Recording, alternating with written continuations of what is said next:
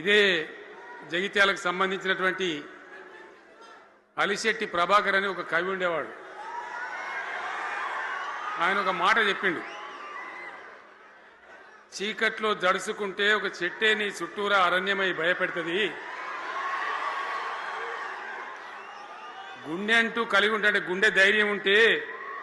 నీ వెంట అదే పెద్ద సైన్యమై నిలుస్తుంది అని చెప్పిండు ఆయన.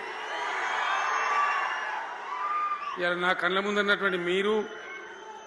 మీతో రెండింతలు బయట రోడ్ల మీద ఉన్నటువంటి అశేషమైనటువంటి జీవన్ రెడ్డి గారి అభిమానులు, మీ అందరి ఆశీర్వాదంతో ఈరోజు జీవన్ రెడ్డి గారి చేరిక కరెక్ట్గా ఆయన గుండె ధైర్యం ఉన్నాడు కాబట్టి, ఉన్నట్టు నికాలస్గా మాట్లాడతాడు కాబట్టి ఇలా ఆయన నిర్ణయం తీసుకొని ఇంత పెద్ద సైన్యాన్ని తీసుకొని తెలంగాణ రాష్ట్ర భవిష్యత్ ప్రయోజనాల కోసం ఆయన బీఆర్ఎస్లో చేరిన విషయం మీ అందరికీ తెలుసు. ఆయన వెంట మీరందరూ వచ్చి ఎవరైతే అందరూ ఈరోజు చేరినరో, ఇంకా రాని వాళ్ళు కూడా ఉన్నారో గ్రామాలలో పట్టణంలో, మీ అందరికీ ముఖ్యంగా జీవనన్న గారికి,